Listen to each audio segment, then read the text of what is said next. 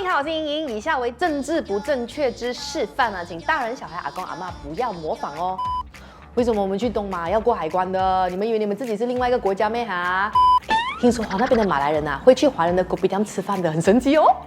你们不是住在树上的咩？没错，今天 highlight 呢就是来纠正你们这些西马人对东马人的无知言论。等等，我应该要更政治正确一些。我们马来亚人对婆罗洲人的错误认知，甚至是亏待。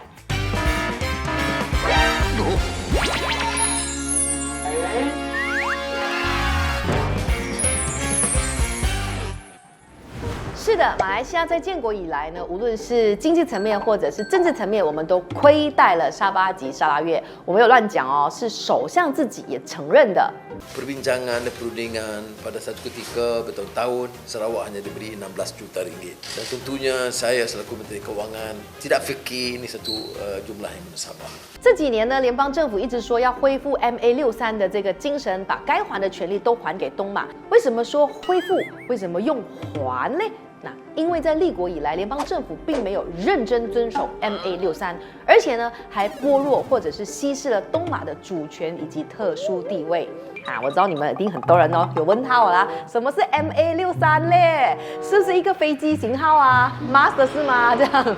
不是，等你听到它的别名，你就理解它的重要性了。MA63也叫做马来西亚建国契约。MA63马来西亚建国契约地位比宪法更高啊！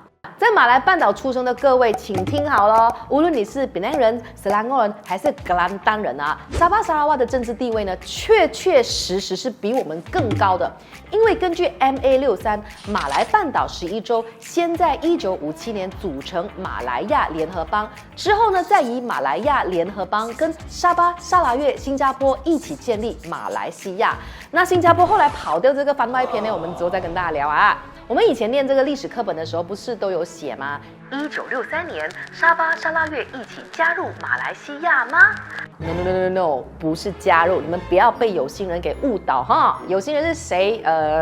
大家自己想一想。OK， 最主要是沙巴、沙拉越其实是用平等伙伴的地位跟马来亚一起建立马来西亚，这个证明非常重要。不然的话呢，我们其实就是矮化了东马了。来，我们做一下时光穿梭机，回看一下历史。60年代的这个英殖民政府呢，在反殖民运动当中，其实是想要抽身离开的，可是呢，又想要保障自己的利益所以呢，英国呢就找来刚独立的马来亚，也就是马来半岛11个州，以及还没有独立的沙巴、沙拉越、新加坡和汶莱一起坐低傾。why not？ 你们 join 在一起啦，变成一个联邦国家首都呢虽然是在吉隆坡，但你们放心，大家都是平等的，马来亚是不会欺负你们的。你看我们的 agreement 写到很清楚了的哦，自主权跟地位都写进去了，不会骗你们的。来，签。So 这份约其实就是非常重要的 MA63马来西亚建国契约。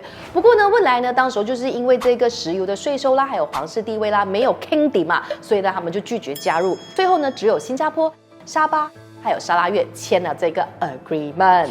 联邦政府不守约，那这个约呢是签了啦。那东马有没有被骗呢？1976年的时候呢，马来西亚国会就修改了宪法，他们呢就删掉了婆罗洲州属这个字眼，再把沙巴、沙拉越跟其他州属呢并在一起，把他们降格到跟其他州属没有分别的这个政治地位。1963年联邦宪法，1976年修宪后的联邦宪法。从此之后啊，东马的权力呢就逐步受到了侵蚀。联邦呢还推出了几个很有争议，也被控诉违反 MA63的这个联邦法令这些呢都间接的导致了东马在税金分配啦，还有资源上处于非常不利的位置。直到2022年，也就是在去年的时候呢，国会才终于修宪，恢复东马的婆罗洲州属的地位，而西马呢也重新被称作为马来亚州属。修宪之后，将不会再有东马还有西马之分了，因为沙巴和沙拉越不再是13个州属之一。为什么联邦会突然呢愿意去改回去的？因为风水轮流转嘛。2018年的时候呢，联邦政党轮替之后，国家就不再是一党独大了，联邦也没有办法再像过去那样强势。现在呢，弱的联邦呢，反而需要靠东马的议员支持才可以勉强的执政。身为造王者的东马还不趁势把过去被夺走的通通讨回来，甚至还双倍奉还。没有啦，这是drama。还是你们有什么讨论可以在下面留言啊？大家都了解的可能还不够多，可以多多讨论。时间来到了2018年，联邦成立委员会，想说，要来重新检视 MA63。他们就说，哎呀，过去是我不好啊，我们重新来协商一下自主权好不好啊？但是呢，中间其实也是有政治人物说另外一个说辞的。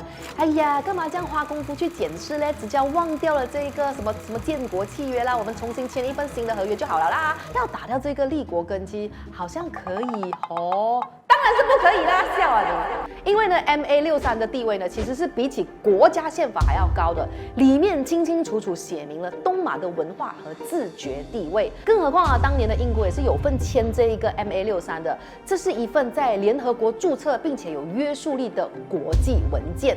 简而言之呢，没有 MA63就没有马来西亚，怎么可以说换就换呢？废除协议等同于背弃大马联邦，也违背了联邦宪法。讨回 MA63的权利。那其实沙巴跟沙拉越呢，在签订 MA63之前呢，就已经有几份关键的文件写明，也保障了东马的自主权。比如说跨政府委员会报告 IGC Report、沙拉越18点协议，还有沙巴20点协议。当然啦，有一些呢是大家本来就知道的权利，比如说移民事务啦，也就是马来亚人入境需要过海关盖章，想在当地工作必须要申请工作证。每年联邦给东马的特别拨款，沙拉越的官方语言是马来文及英文，不过呢，沙巴后期呢也改成了马来文，甚至没有官方宗教。那基本上呢，这些都没有太大问题啊。不过还是有一些地方呢是跟联邦产生分歧的，因为 MA63的文字内容呢还有灰色地带，大家可能就会有不同的诠释方式。无论如何，经过了这几年的协商 ，MA63检讨事项里面呢，其实有17项已经达成了共识，联邦呢也已经确定会把权力还给东马了。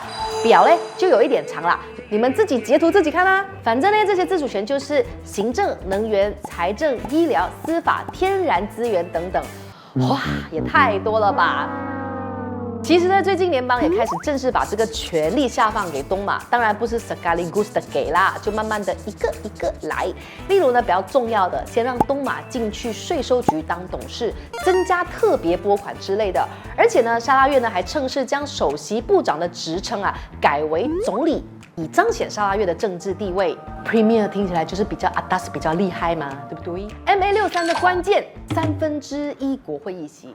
其实呢，马来西亚刚成立的时候啊，有一项协议是国会必须将1/3的议席分配给沙巴、沙拉越及新加坡，而马来亚呢只能占2/3或以下。这样做呢是为了要避免呢马来亚单方以国会2/3的优势啊去修改国家的宪法，破坏了这个建国的共识，侵蚀其他人的这个权益。这就是像是有一点买保险的意思啦哈。那在1965年，也就是新加坡退出马来西亚之前呢，联邦政府呢确实是有遵守这个协议的哦。Formula 是这样子的。不过呢，在新加坡离开了之后呢，就变成这样子哦。这15个议席呢都没有分配给东马，导致呢东马的这个议席分配低于1/3，那避免呢马来亚单方修宪的保障呢也因此就被破坏了。而且呢，到了2023年呢，国会议席已经增加到222席了，可是东马却依然没有获得1/3的这个议席分配，比例不单只没有增加，反而还减少更多。可能呢，有一些人会质疑哦，为什么要让东马有修宪的决定权嘞？有必要咩？随便举个例子，像是之前呢，西马的一党不是说要推行这个伊斯兰刑法吗？要改变马来西亚立国以来的这个根基。不过呢，这就需要经过国会修宪了。如果东马拥有至少1/3的国会议席，那么他们就要得先获得东马，也就是听好啊，这是关键字，也就是咱们的平等建国伙伴的同意才可能得到。